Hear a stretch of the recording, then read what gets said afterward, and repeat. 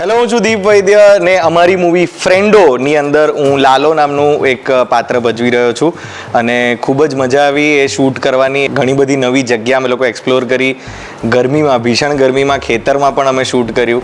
અને મારા પાત્ર વિશે કહું તો અમારા 4 જણની એક ટોળકી છે, બકો, જીગો, લાલો ને કાનો. અને અમે 4 જણાની મિત્રતા નાનપણથી જોડે અમે લોકો મોટા થયા છે. અને હવે શું કેવું, આ 4 જણ એટલા નપાવટ છે ને, તમને એમ થાય કે આવા આપણા મિત્રો જીવનમાં હોવા જ ના જોઈએ. આ 4 જણની જે મિત્રતા છે ને, એ મિત્રતા જરૂરથી હોવી જોઈએ, પણ એ લોકોની ક્વોલિટી બિલકુલ ના હોવી જોઈએ.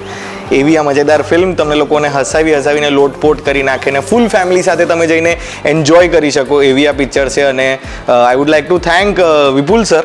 એમણે ઘણી બધી નવી વસ્તુઓ શીખવાડી.